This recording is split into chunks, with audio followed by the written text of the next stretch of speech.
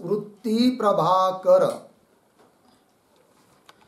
प्रभाकर ग्रंथ में page number 9 और 9 पेज के ऊपर नीचे से 3 नंबर की पंक्ति है। नीचे से बीच में आया है शब्द के 2 भेद है। मिला?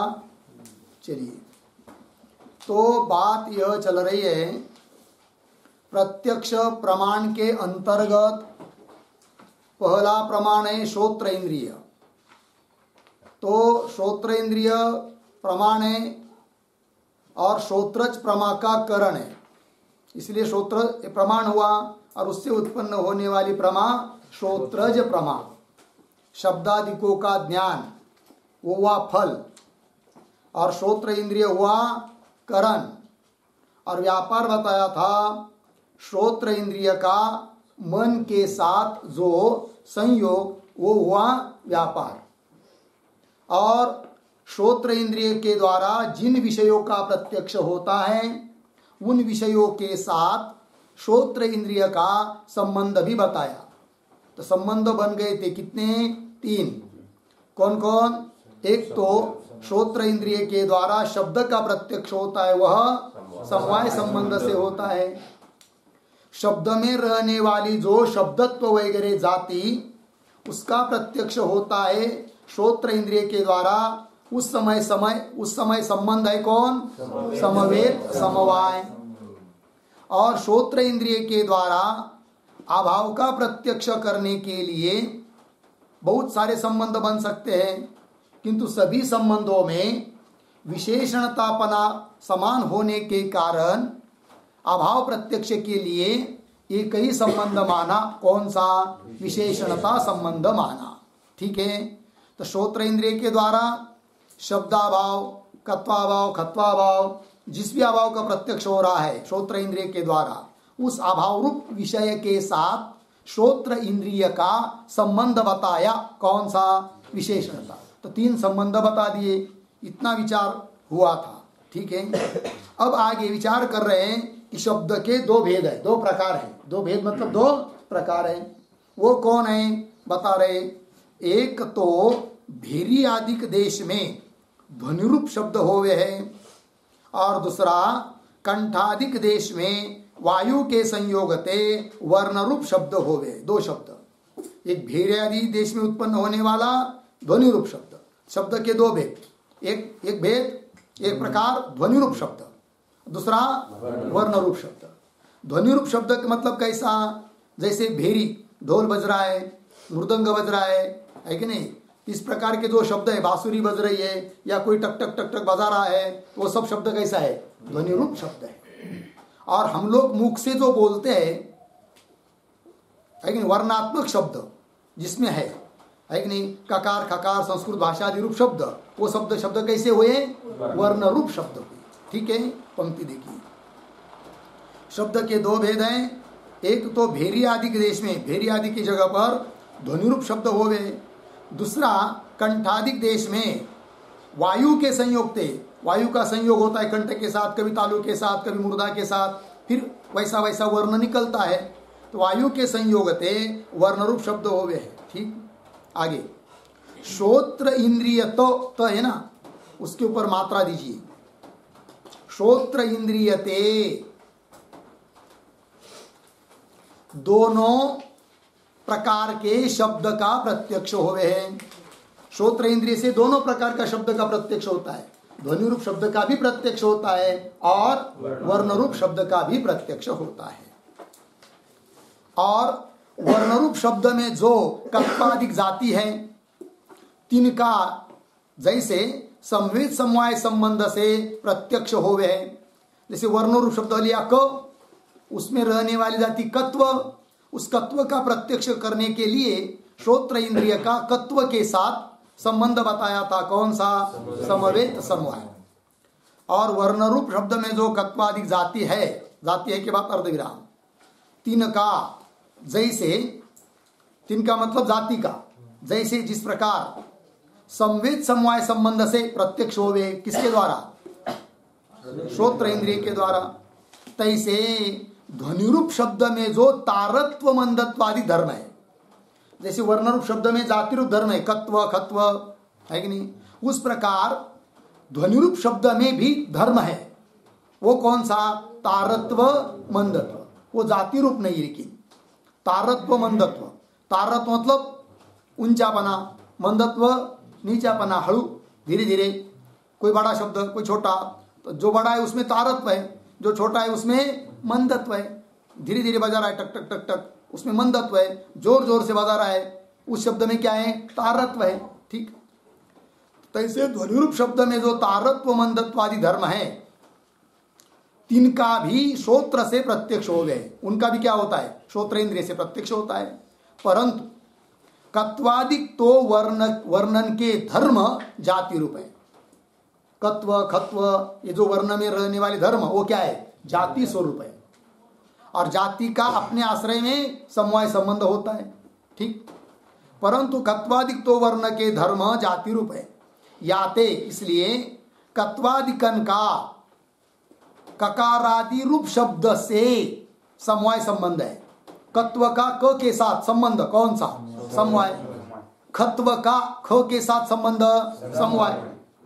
अर्थात उस जाति का उस शब्द के साथ अपने अपने आश्रय के साथ जो संबंध है वो कौन सा है? समवाय संबंध है।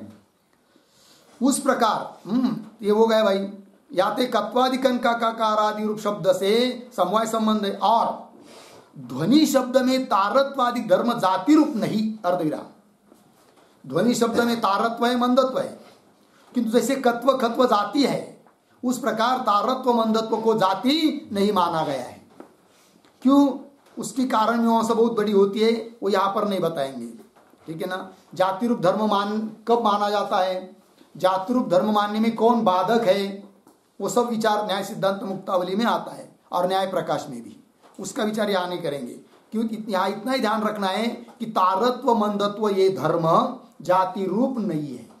यदि जाति रूप होते तो तारत्व का भी उस ध्वनि रूप शब्द के साथ समवाय संबंध होता, मंदत्व धर्म का भी उस ध्वनि रूप शब्द के साथ समवाय संबंध होता। तब तो तारत्व का प्रत्यक्ष करने के लिए समवेत समवाय संबंध लागू पड़ता, मंदत्व का प्रत्यक्ष करने के लिए समवेत समवाय संबंध लागू पड़ता। किंतु तारत्व मंदत्व जाति रूप नहीं है, और जाति रूप न होने के कारण तारत्व का उस ध्वनि रूप शब्द के साथ समवाय संबंध नहीं है। मंदत्व का उस ध्वनि रूप शब्द में समवाय संबंध नहीं है। फिर समवाय संबंध क्यों नहीं है? इसलिए कि तारत्व मंदत्व जाति नहीं है। अब तारत्व मंदत्व यदि जाति नहीं है तो क्या है फिर? वो तो उपाधि है। ये बता रहे अभी देखिए। और ध्वनि शब्द के तारत्वादि धर्म जाति रूप नहीं, अर्धविराम। न्याय मत में उपाधि रूप है। तो न्याय मत में तारत्व मंदत्व क्या है? उपाधि रूप है।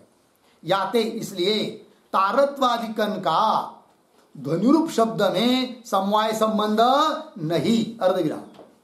स्वरूप संबंध है, समवाय नहीं है। क्यों नहीं है वो भी बता दिया। फिर समवाय नहीं तो कौन संबंध है वो बता दिया। तो कौन संबंध बताया?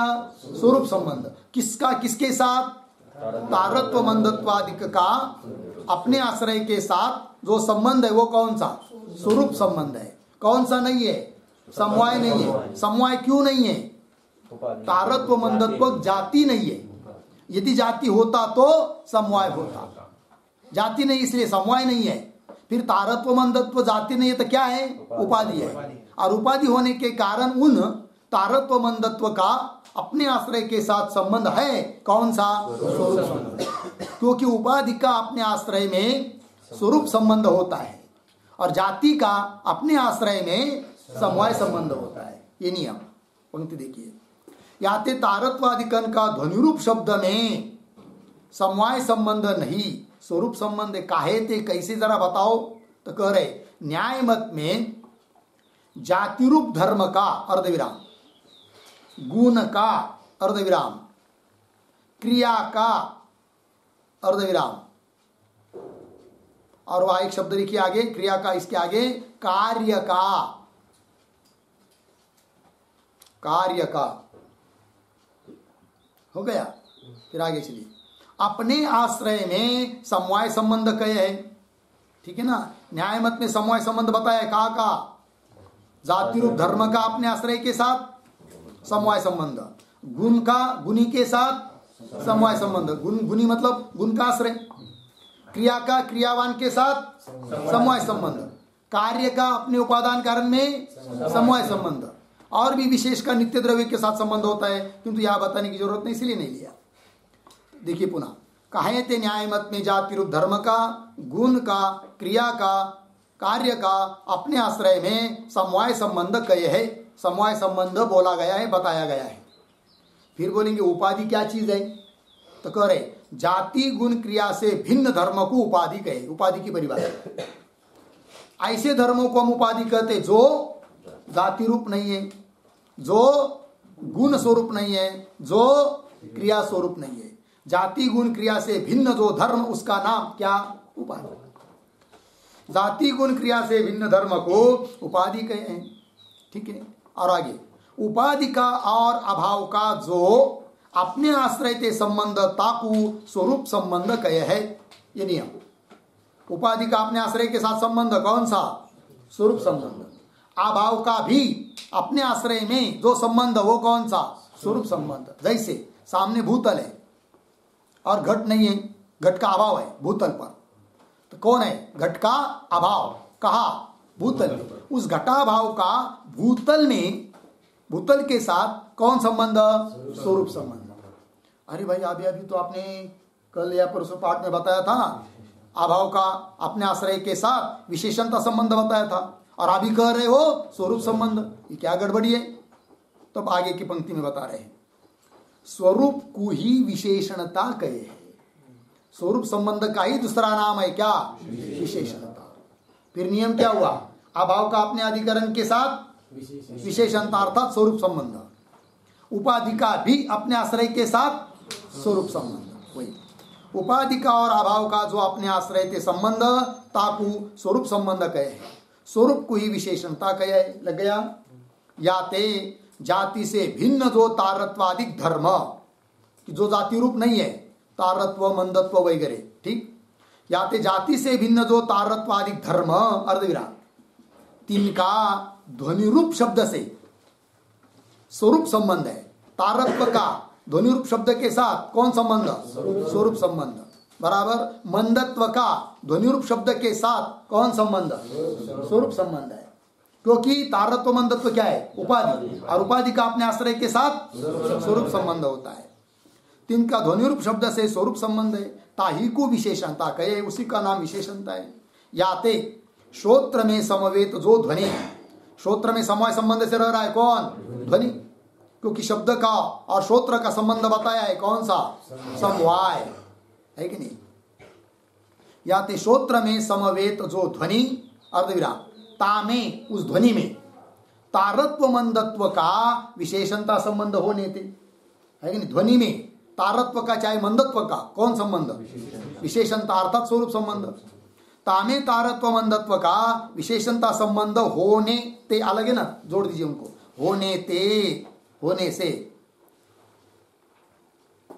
फिर अब बताइए आप लोग, श्रोत्र का ध्वनि रूप शब्द के साथ कौन संबंध, समवाय, बराबर। श्रोत्र इंद्रिय का तारत्व के साथ कौन संबंध, स्वरूप संबंध, सॉरी, श्रोत्र का तारत्व धर्म के साथ कौन संबंध, समवेत विशेषणता किंवा समवेत स्वरूप संबंध। क्योंकि श्रोत्र समवेत कौन हुआ, ध्वनि रूप शब्द, अब उसमें तारत्व रह रहा है स्वरूप संबंध से या विशेषणता संबंध से। अतः श्रोत्र इंद्रिय का तारत्व के साथ किंवा श्रोत्र इंद्रिय का मंदत्व धर्म के साथ कौन संबंध, श्रोत्र समवेत विशेषणता, ठीक है। वही होने ते श्रोत्र का और तारत्व मंदत्व, क्या है आगे, मंदत्व का, है ना, श्रोत्र का और तारत्व मंदत्व का, मतलब श्रोत्र और तारत्व का, श्रोत्र और मंदत्व का, ऐसा श्रोत्र समवेत विशेषणता संबंध है। यहां पर है ना, तारत्व मंदत्व का को काटकर से डालिए, तारत्व मंदत्व से, ऐसा करना। अब देखिए, श्रोत्र का और तारत्व मंदत्व से श्रोत्र समवेत विशेषणता संबंध है। श्रोत्र समवेत कौन? विशेषणता। अभाव का प्रत्यक्ष के लिए भी यही संबंध बताया था, विशेषणता संबंध। ठीक है कि नहीं? इस रीति से श्रोत्र इंद्रिय व अर्धविराम, आगे क्या है? श्रोत्र प्रत्यक्ष है ना, श्रोत्र के आगे लिखिए ज, श्रोत्र ज प्रत्यक्ष प्रमा का, श्रोत्रज प्रत्यक्ष प्रमा का करण है, बस ज डालना है। तो क्या हुआ? इस रीति से श्रोत्र इंद्रिय श्रोत्रज प्रत्यक्ष प्रमा का करण है। करण कौन? श्रोत्र इंद्रिय। किसका? श्रोत्रज प्रमा का। आगे चलिए, श्रोत्र मन का संयोग व्यापार है और शब्दादिकन का प्रत्यक्ष प्रमा रूप ज्ञान फल है। तीन चीज हुई, करण, श्रोत्र इंद्रिय, फल शब्दादिकन का प्रत्यक्ष ज्ञान, ये क्या हुआ? फल। और व्यापार श्रोत्र मन का संयोग। और श्रोत्र इंद्रिय के द्वारा विषयों का प्रत्यक्ष होता है, उसके लिए कितने संबंध बताए? तीन, समवाय, समवेत समवाय और विशेषण। हो गया? यहां तक हुआ भाई। तो 5वें नंबर का शीर्षक पूरा हुआ। अब थोड़ा सा हम लोग लिख लेते हैं 5 नंबर के शीर्षक के बारे में, कुछ वाक्य लिख लेते हैं, फिर 6 नंबर के शीर्षक भी जाएंगे। तो नाम दीजिए श्रोत्रज प्रमा का विवेचन। श्रोत्रज प्रमा का विवेचन।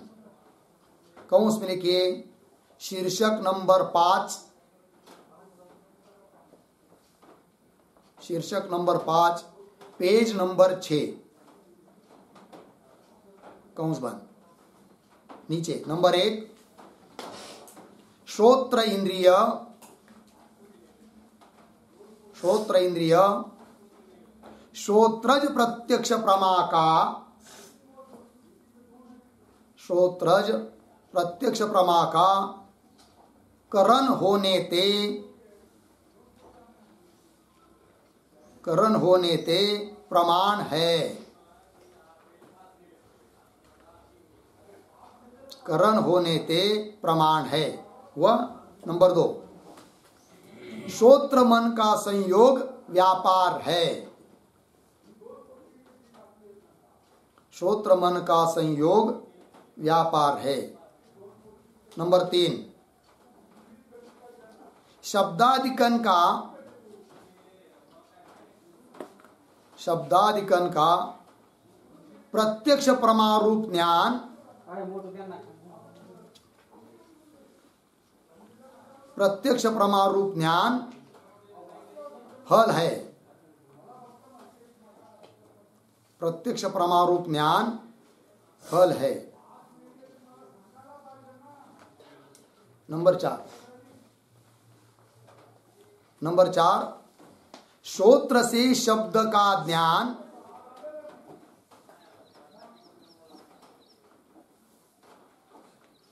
श्रोत्र से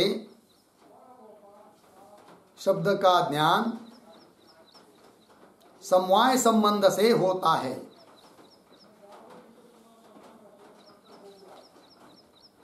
समवाय संबंध से होता है। नंबर 5, श्रोत्र से, श्रोत्र से शब्दत्व, अर्धविराम, कत्व, कत्व इत्यादि जाति का ज्ञान, इत्यादि जाति का ज्ञान संवेद समवाय संबंध से होता है।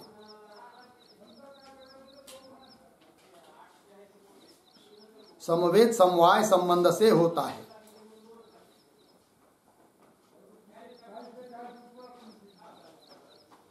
संवेद समवाय संबंध से होता है। नंबर 6, श्रोत्र से,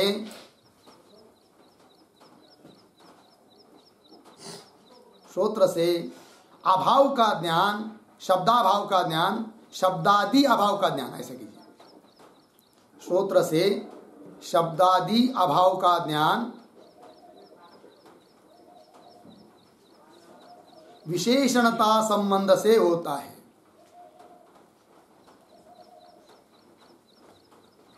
विशेषणता संबंध से होता है।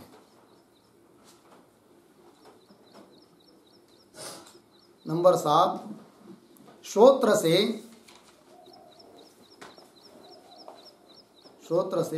तारत्व मंदत्व का ज्ञान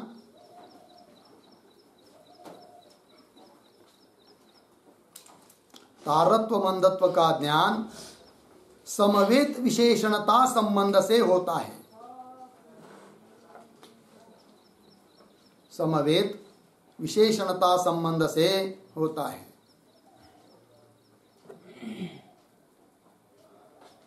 आगे नंबर 8, जाति गुण क्रियाते भिन्न।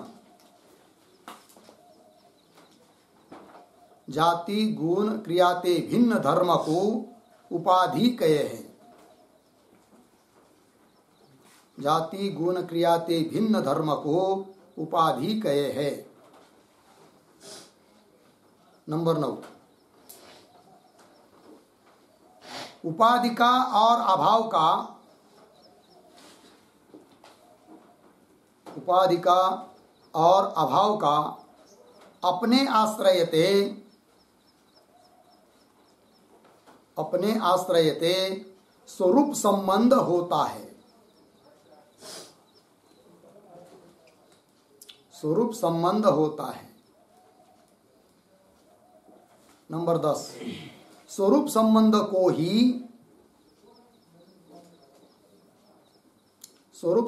को ही विशेषणता संबंध कहते हैं। विशेषणता संबंध कहते हैं।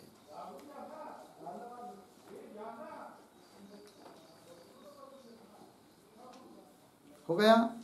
चलिए अब चलते हैं ग्रंथ में, पेज नंबर 10, शीर्षक नंबर 6, प्रत्यक्ष प्रमा के भेद त्वाच प्रमा का निरूपण। मिला? तो प्रत्यक्ष प्रमा के 6 भेद बताए थे। श्रोत्रज, त्वाच, चाक्षुष, रासन, घ्राणज, मानस। उनमें से श्रोत्रज प्रमा का निरूपण अभी तक हुआ। अब उसके बाद त्वग इंद्रिय से उत्पन्न होने वाली जो त्वाच प्रमा, उसका निरूपण करते हैं। तो वही कह रहे हैं, प्रत्यक्ष प्रमा के भेद त्वाच प्रमा का निरूपण। चलिए, त्वक इंद्रियते स्पर्श के ज्ञान होवे है। नंबर 1, त्वक इंद्रिय से ज्ञान होता है किसका? स्पर्श का। और तथा स्पर्श के आश्रय का ज्ञान होवे है 2। पहला, श्रोत्र इंद्रिय से, त्वक इंद्रिय से जो जो ज्ञान होता है वो कौन कौन ज्ञान होता है, किन किन विषय का ज्ञान होता है, वो गिना रहे। नंबर 1, स्पर्श का ज्ञान। नंबर 2, स्पर्श का आश्रय। ठीक है ना? तथा स्पर्श के आश्रय का ज्ञान होवे। जैसे स्पर्श घट के आश्रित है या पट के आश्रित है, तो घट पट का भी क्या होता है? ज्ञान। और स्पर्श के आश्रित जो स्पर्शत्व जाति ताका और स्पर्शाभाव का त्वग इंद्रियते प्रत्यक्ष होवे। स्पर्श के आश्रित, स्पर्श के आश्रय से रहने वाली कौन? स्पर्शत्व जाति। 3 हुई, स्पर्श, स्पर्श का आश्रय और स्पर्श के आश्रय से रहने वाली आश्रित स्पर्शत्व जाति। 3 हुए। और 4, स्पर्श का अभाव। 4 विषयों का ज्ञान होता है। किससे? त्वग इंद्रिय से। जाति अर्धविराम ताका और स्पर्शाभाव का त्वग इंद्रियते प्रत्यक्ष होवे। लग गया पंक्ति? आगे चलिए। काहेति, कैसे भाई? एक नियम है, जा इंद्रियते, जिस पदार्थ का ज्ञान होवे ता पदार्थ के अभाव का और ता पदार्थ की जाति का तिस इंद्रियते ज्ञान होवे है। यह नियम है कि नहीं? जिस इंद्रिय से जिस पदार्थ का ज्ञान होता है, बराबर उसी इंद्रिय के द्वारा उस पदार्थ के अभाव का भी ज्ञान होता है। जैसे घट का ज्ञान चक्षु के द्वारा हो रहा है कि नहीं?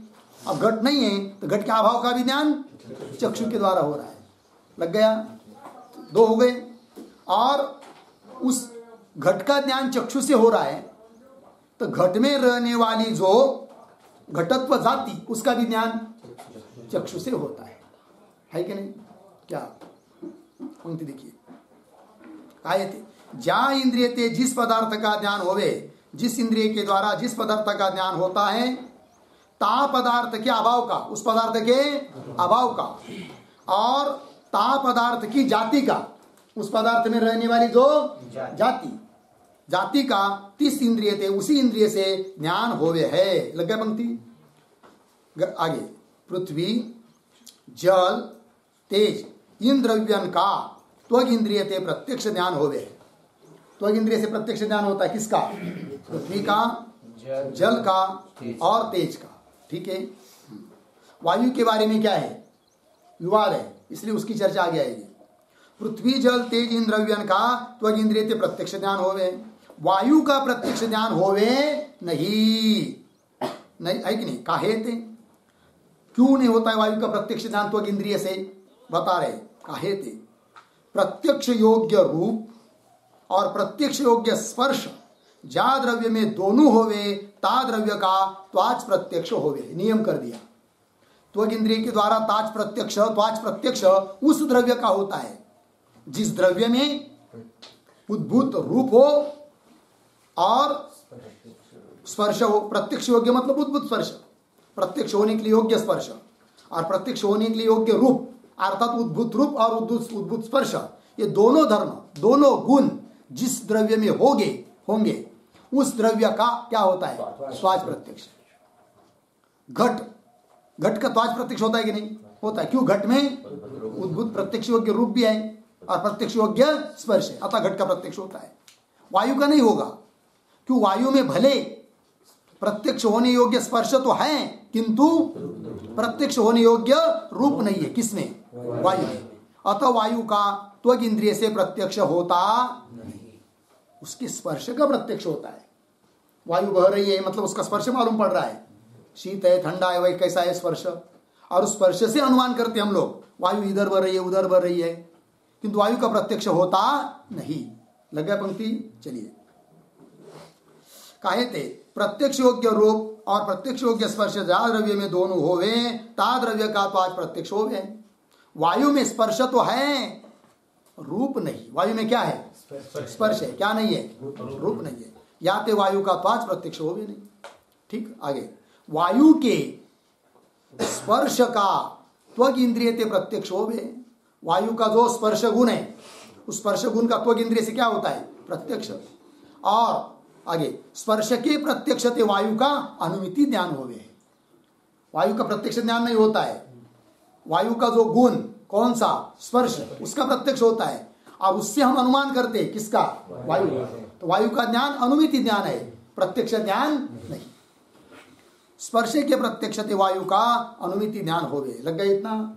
ये हुआ नैयायिक के मत के अनुसार। आगे देखिए, मीमांसा के मत में वायु का प्रत्यक्ष होवे है। अब देखिए भाई, नैयायिक कहते वायु का प्रत्यक्ष होता नहीं, और मीमांसक कहते वायु का प्रत्यक्ष होता है। ठीक है ना? बोलेंगे क्यों? तब वो अपनी भाषा पर अपनी प्रक्रिया बता रहे। मीमांसा मतलब कौन? पूर्व मीमांसा। मीमांसा शब्द जहां भी आता है तो उससे क्या ली जाती है? पूर्व मीमांसा। मीमांसा के मत में वायु का प्रत्यक्ष होवे। ताका यह अभिप्राय है क्या? प्रत्यक्ष योग्य स्पर्श जा द्रव्य में होवे, ता द्रव्य का त्वाच प्रत्यक्ष होवे। बस इतना ही नियम है हमारा। जिस द्रव्य में प्रत्यक्ष योग्य स्पर्श है उस द्रव्य का क्या होता है? त्वाच प्रत्यक्ष होता है। और नैयायिकों का क्या नियम है? जिस द्रव्य में प्रत्यक्ष योग्य स्पर्श और प्रत्यक्ष योग्य रूप दोनों चाहिए तब उसका क्या होता है? त्वाच प्रत्यक्ष होता है। उनका नियम नैयायिकों का। और मीमांसकों का नियम प्रत्यक्ष योग्य स्पर्श जिस द्रव्य में है उस द्रव्य का त्वाच प्रत्यक्ष हो जाता है। तो वायु में प्रत्यक्ष योग्य स्पर्श है कि नहीं? प्रत्यक्ष होने के लिए योग्य स्पर्श वायु में, अतः वायु का त्वाच प्रत्यक्ष होता है। यह मीमांसा की प्रक्रिया। पंक्ति देखिए, प्रत्यक्ष योग्य स्पर्श जा द्रव्य में होवे, ता द्रव्य का त्वाच प्रत्यक्ष होवे। लगा? आगे, त्वक इंद्रिय जन्य द्रव्य के प्रत्यक्ष में रूप की अपेक्षा नहीं, अर्धविराम, केवल स्पर्श की अपेक्षा है। वहां से बोल रहे त्वग इंद्रिय जन्य द्रव्य क्या प्रत्यक्ष, त्वग इंद्रिय से द्रव्य का प्रत्यक्ष होता है ना, वहां केवल उद्भुत स्पर्श की आवश्यकता है, उद्भुत रूप की नहीं। जबकि नैयायिकों ने नियम बनाया था क्या कि उस द्रव्य का तो आज प्रत्यक्ष होता है जिसमें उद्भुत रूप, प्रत्यक्ष योग्य स्पर्श और प्रत्यक्ष योग्य रूप हो। किंतु ये बोलते हैं प्रत्यक्ष योग्य रूप की जरूरत नहीं है, क्योंकि प्रत्यक्ष आपको किससे करना है, त्वग इंद्रिय से। उसके लिए केवल प्रत्यक्ष योग्य स्पर्श की आवश्यकता है, रूप की नहीं। त्वग इंद्रिय जन्य द्रव्य के प्रत्यक्ष में रूप की अपेक्षा नहीं, केवल स्पर्श की अपेक्षा है। कैसे, वो भटक बोल रहे आगे, जैसे द्रव्य के चाक्षुष प्रत्यक्ष में, आगे क्या है, उद्भुत स्पर्श की ना, वहां पर स्पर्श शब्द को काटना, रूप शब्द डालना, केवल स्पर्श इतना कट करना है, वहां पर लिखना है रूप। ठीक है, अब पंक्ति पढ़ता हूं। जैसे द्रव्य के चाक्षुष प्रत्यक्ष में उद्भुत रूप की अपेक्षा है, अर्धविराम, स्पर्श की नहीं। मीमांसक बता रहे नैयायिकों को, ये नैयायिक द्रव्य का चाक्षुष प्रत्यक्ष होने में, चाक्षुष होने में क्या नियम है तुम्हारा, तो नैयायिक बोलते क्या, जिस द्रव्य में प्रत्यक्ष योग्य रूप है उसका चाक्षुष प्रत्यक्ष होता है, स्पर्श की जरूरत नहीं मानते। फिर मीमांसक बोलते जैसे तुम द्रव्य के चाक्षुष प्रत्यक्ष में केवल प्रत्यक्ष योग्य रूप की अपेक्षा करते हो, स्पर्श की नहीं, वैसे द्रव्य के त्वाच प्रत्यक्ष में भी केवल प्रत्यक्ष योग्य स्पर्श की आवश्यकता है, रूप की नहीं। ठीक है, पंक्ति देखिए, जैसे द्रव्य के चाक्षुष प्रत्यक्ष में उद्भुत रूप की अपेक्षा है, स्पर्श की नहीं। काहे थे, कैसा, जो मतलब यदि द्रव्य के चाक्षुष प्रत्यक्ष में उद्भुत क्या लिखा है, रूप है ना, तो रूप को काटकर स्पर्श लिखिए।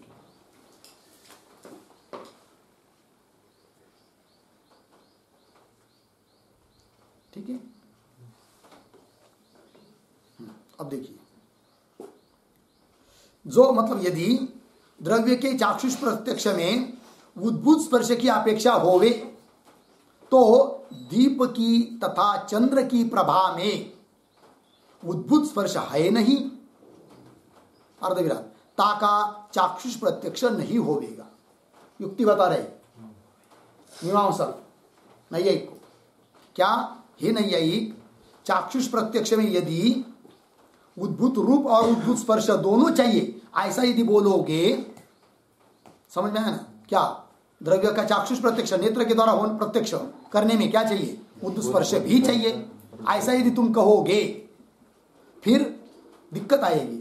क्या, दीप की तथा चंद्र की प्रभा, प्रभा प्रकाश, दीप लगा दिया या चंद्र है तो चंद्र का प्रकाश, तो चंद्र का प्रकाश सबको प्रत्यक्ष है कि नहीं है, उस प्रभा में उद्भुत प्रत्यक्ष होने योग्य स्पर्श है क्या, नहीं है, रूप तो है, स्पर्श नहीं है, तब उस प्रभा का चाक्षुष प्रत्यक्ष नहीं होना चाहिए। कब, यदि उद्भुत स्पर्श भी द्रव्य के चाक्षुष प्रत्यक्ष में कारण होगा तो, है कि नहीं। किंतु हम लोगों ने समझ लीजिए आंख बंद करके बैठे हुए कि छोटा सा दिया लगा हुआ है, लाइट चली गई थी, आंख बंद करके बैठे हैं, थोड़ी देर में लाइट आ गई, दिया पीछे है, छोटा सा है, प्रकाश फैल गया, तो उसका प्रत्यक्ष त्वग इंद्रिय से हो रहा है क्या, हमको चक्षु तो बंद है, त्वग इंद्रिय से हो रहा है क्या, नहीं, है कि नहीं। अर्थात उसमें क्या नहीं है, उद्भुत स्पर्श नहीं है। किंतु आंख खोलने के बाद उस दिया और दिया के प्रभा का क्या होता है, प्रत्यक्ष होता है, स्पर्श तो है नहीं है, प्रत्यक्ष नहीं होना चाहिए किंतु हो रहा है। इसका मतलब द्रव्य के चाक्षुष प्रत्यक्ष में केवल प्रत्यक्ष योग्य रूप की अपेक्षा है, चाक्षुष प्रत्यक्ष में प्रत्यक्ष होने योग्य रूप की अपेक्षा है, स्पर्श की नहीं। फिर वही नियम इधर लगाएंगे, कैसा, जैसे द्रव्य के चाक्षुष प्रत्यक्ष में केवल प्रत्यक्ष योग्य रूप की अपेक्षा है, स्पर्श की नहीं। उसी प्रकार त्वाच प्रत्यक्ष द्रव्य के त्वाच प्रत्यक्ष में केवल प्रत्यक्ष योग्य स्पर्श की अपेक्षा है, रूप की नहीं। और वायु में तो भले प्रत्यक्ष योग्य रूप नहीं किंतु प्रत्यक्ष योग्य स्पर्श है। अतः वायु का भले चाक्षुष प्रत्यक्ष न हो किंतु त्वाच प्रत्यक्ष हो जाता है, क्योंकि उसमें उद्भूत स्पर्श है। ये मीमांसक बोल रहे हैं। बात समझ में आ रही कि नहीं? पंक्ति देखिए, जो मतलब यदि द्रव्य के चाक्षुष प्रत्यक्ष में उद्भूत स्पर्श की अपेक्षा हो भी उद्भूत स्पर्श की अपेक्षा होती कदाचित, तो दीप की तथा चंद्र की प्रभा में उद्भूत स्पर्श है नहीं। इसलिए ताका दीप की प्रभा का, चंद्र की प्रभा का चाक्षुष प्रत्यक्ष नहीं होवेगा, किंतु प्रत्यक्ष तो होता है। और होवे है, प्रत्यक्ष होवे है। इसका मतलब सिद्ध हुआ फिर नियम क्या? द्रव्य के त्वाच प्रत्यक्ष में केवल उद्भूत स्पर्श ही कारण है, क्योंकि जैसे द्रव्य के चाक्षुष प्रत्यक्ष में केवल उद्भूत रूप की अपेक्षा है, उस प्रकार द्रव्य के त्वाच प्रत्यक्ष में केवल उद्भूत स्पर्श की अपेक्षा है। चलिए और उदाहरण दे रहे भाई। और त्रेणुक में स्पर्श तो है अर्धविराम, उद्भूत स्पर्श नहीं। पंक्ति मिली वहां पर अनु में लिखा है ना, और अनु में तो वहां दुरुस्ती कर लीजिए, त्रेणुक में ऐसा चाहिए।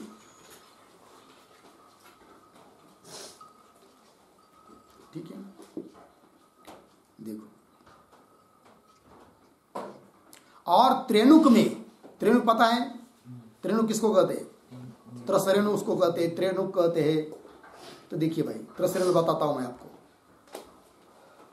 कभी खिड़की से प्रकाश, सूर्य प्रकाश खिड़की से अंदर आता है घर के अंदर, देखा है झरोखा? या कभी कभी ऊपर छत में भी, पहले पूर्व के जमाने में, अभी नहीं करते, स्लैब के घर हो गए अभी, पहले क्या करते थे? ऊपर से क्या करते उसको? सौंदा, क्या ऊपर से छिद्र रखते थे प्रकाश आने के लिए, उससे किरण आती, सूर्य की किरण, प्रकाश, और उसमें देखेंगे तो बारीक कण कण कण कण कण उड़ते हुए दिखते हैं। देखे कभी? वो जो कण है ना, हाथ को नहीं लगते, ऐसा हाथ घुमाएंगे तो कुछ भी नहीं लगता है, किंतु आंख को देखते हैं। तो वो जो दिखाई दे रहे कण है, उसका नाम है त्रसरेणु। उसको क्या कहते हैं? और उसमें से एक कण को लेंगे, मतलब एक त्रसरेणु को लेंगे और उसके 6 टुकड़े करेंगे, जो 6वां टुकड़ा है उसका नाम है परमाणु। वो दिखता नहीं है आंख से, परमाणु दिखता नहीं है, द्वनुक भी दिखता नहीं है, त्रसरेणु दिखता है।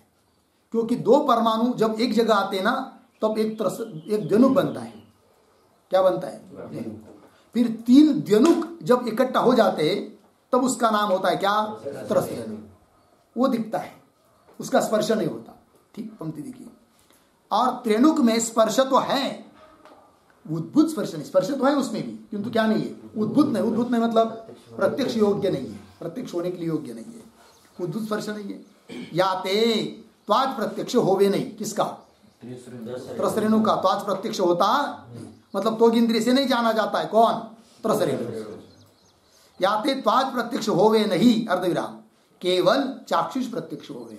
केवल क्या होता है? चाक्षुष प्रत्यक्ष होता है। किसका? त्रसरेणु का। या ते केवल उद्भूत रूप वाले द्रव्य का चाक्षुष प्रत्यक्ष होवे। इसलिए नियम निकला क्या? कि जिस द्रव्य में उद्भूत रूप है उसका चाक्षुष प्रत्यक्ष होता है। या ते केवल उद्भूत रूप वाले द्रव्य का चाक्षुष प्रत्यक्ष होवे, तैसे केवल उद्भूत स्पर्श वाले द्रव्य का त्वाच प्रत्यक्ष होवे। उस प्रकार उद्भूत स्पर्श जिन जिन द्रव्य में होगा उस द्रव्य का क्या होगा? त्वाच प्रत्यक्ष होगा, है कि नहीं? त्वाच प्रत्यक्ष होने के लिए केवल उद्भूत स्पर्श चाहिए, रूप की जरूरत नहीं है। वायु में रूप तो नहीं है। वायु में रूप है क्या? नहीं है। पंक्ति देखिए, वायु में रूप तो नहीं है, अर्धविराम, उद्भूत स्पर्श है कि नहीं? उद्भूत स्पर्श मतलब कहा है? वायु में उद्भूत स्पर्श है और रूप नहीं है। याते चाक्षुष प्रत्यक्ष तो वायु का नहीं होवे है, अर्धविराम, त्वाच प्रत्यक्ष होवे है। वायु का चाक्षुष प्रत्यक्ष होता है क्या? नहीं। क्यों? उद्भूत रूप नहीं है, रूप ही नहीं है उसमें। वायु में क्या कौन सा किसी प्रकार का रूप नहीं, उद्भूत नहीं है, अनुद्भूत नहीं है, कोई रूप नहीं है। किसमें? वायु में। बराबर। किंतु स्पर्श है किसमें? वायु में। अतः वायु का त्वाच प्रत्यक्ष होता है और चाक्षुष प्रत्यक्ष नहीं होता है। वही याते चाक्षुष प्रत्यक्ष तो वायु का नहीं होवे, त्वाच प्रत्यक्ष होवे।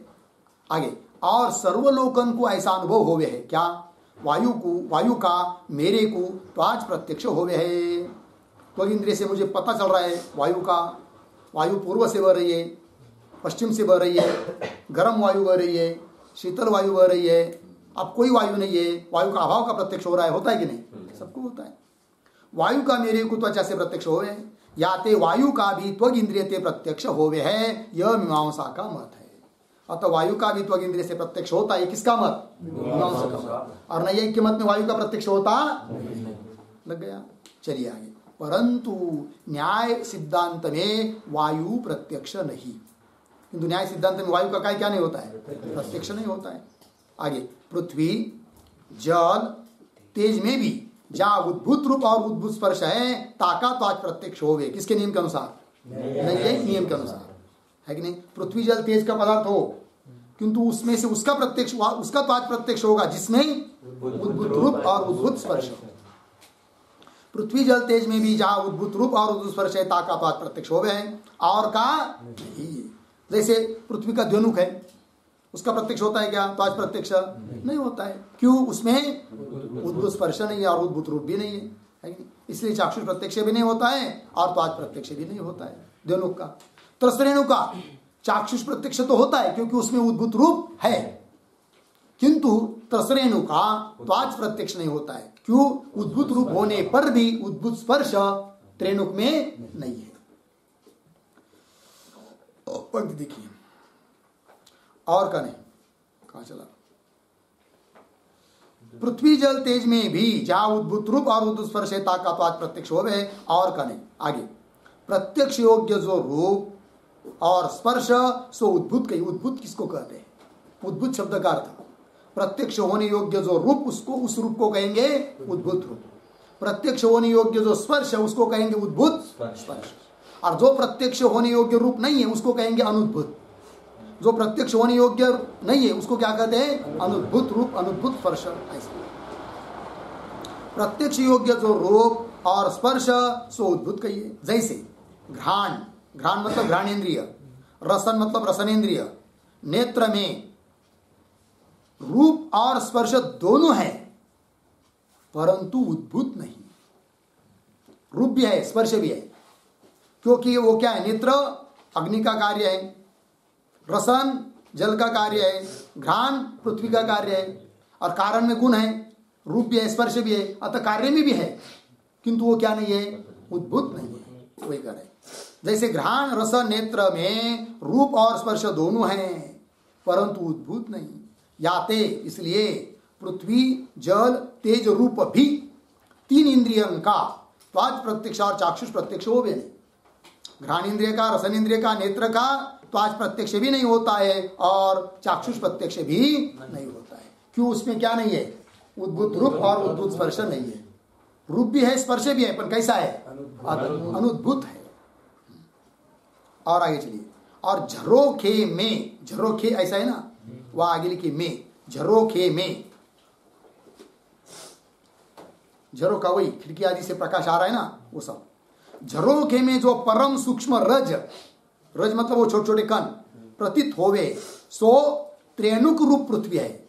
वह अनुरूप है ना, तो त्रे करिए, त्रेणुक रूप पृथ्वी है। आगे, तामे उद्भूत रूप है। उस त्रेणुक में क्या है? उद्भूत रूप है। याते, आगे अनुक का है ना, त्रेणुक का ऐसा कीजिए। याते त्रेणुक का चाक्षुष प्रत्यक्ष तो होवे है। त्रेणुक का चाक्षुष प्रत्यक्ष क्यों होता है? उसमें उद्भूत रूप है। आगे, उद्भूत स्पर्श क्या भाव थे? क्योंकि उस त्रेणुक में क्या नहीं है? उद्भूत स्पर्श नहीं है, अतः उसका त्वाच प्रत्यक्ष नहीं होगा। उद्भूत स्पर्श क्या भाव थे? त्वाच प्रत्यक्ष होवे नहीं। लग गया। आगे, अनुक में अर्थात त्रेणुक में ऐसा कीजिए, त्रेणुक में स्पर्श भी है परंतु सो स्पर्श उद्भूत नहीं। क्या नहीं है? उद्भूत नहीं। त्रिणुक में स्पर्श ही नहीं, ये बात नहीं, स्पर्श है किंतु उद्भूत नहीं है, अनुद्भूत है। परंतु तो सो स्पर्श उद्भूत नहीं। वायु में उद्भूत स्पर्श है, रूप नहीं। वायु में क्या है? उद्भूत स्पर्श है, प्रत्यक्ष होने योग्य स्पर्श है, किंतु रूप उसमें बिल्कुल नहीं है, रूप नहीं। याते वायु का त्वाच प्रत्यक्ष तथा चाक्षुष प्रत्यक्ष होवे नहीं, नहीं एक सिद्धांत के अनुसार वायु का त्वाच प्रत्यक्ष भी नहीं होता है और चाक्षुष प्रत्यक्ष भी होता नहीं है, होवे नहीं। याते यह सिद्ध हुआ क्या? द्रव्य के चाक्षुष प्रत्यक्ष में उद्भूत रूप हेतु है। क्या द्रव्य का चाक्षुष प्रत्यक्ष करना हो तो क्या चाहिए? उद्भूत रूप। और द्रव्य के त्वाच प्रत्यक्ष में उद्भूत रूप और उद्भूत स्पर्श दोनों हेतु है। नहीं एक नियम के अनुसार द्रव्य का चाक्षुष प्रत्यक्ष करना हो तो उद्भूत रूप उद्भूत स्पर्श दोनों चाहिए। द्रव्य का त्वाच प्रत्यक्ष करना हो तो केवल उद्भूत, त्वाच प्रत्यक्ष करना हो तो केवल उद्भूत स्पर्श चाहिए। क्या नैयायिक मत में द्रव्य का त्वाच प्रत्यक्ष करना हो तो दोनों चाहिए। क्या उद्भूत रूप भी चाहिए, उद्भूत स्पर्श भी चाहिए। और द्रव्य का चाक्षुष प्रत्यक्ष करना हो तो केवल उद्भूत रूप चाहिए। ऐसा चाक्षुष प्रत्यक्ष करना है द्रव्य का तो क्या चाहिए? उद्भूत रूप। चाक्षुष प्रत्यक्ष करना है द्रव्य का, सॉरी त्वाच प्रत्यक्ष करना है द्रव्य का तो क्या चाहिए? उद्भूत स्पर्श और उद्भूत रूप। वही। और द्रव्य के त्वाच प्रत्यक्ष में उद्भूत रूप और उद्भूत स्पर्श दोनों हेतु है। लग गया? आगे, जहां द्रव्य में उद्भूत रूप और उद्भूत स्पर्श होवे ताका ही त्वाच प्रत्यक्ष होवे। लग गया नियम? जिस द्रव्य में क्या होगा? उद्भूत रूप और उद्भूत स्पर्श, उसका ही क्या होता है? त्वाच प्रत्यक्ष होवे। जहां द्रव्य का ताच प्रत्यक्ष होवे है ता द्रव्य की प्रत्यक्ष योग्य जाति का भी त्वाच प्रत्यक्ष होवे। फिर आगे अभी जाति गुण का अभी विचार आएगा, तो उसका विचार हम लोग कल करते हैं। यहाँ तक रुक जाते हैं। ओम पूर्णमदः पूर्णमिदं पूर्णात् पूर्णमुदच्यते पूर्णस्य पूर्णमादाय पूर्णमेवावशिष्यते। ओम शांति शांति शांति। शंकराचार्यं केशवम्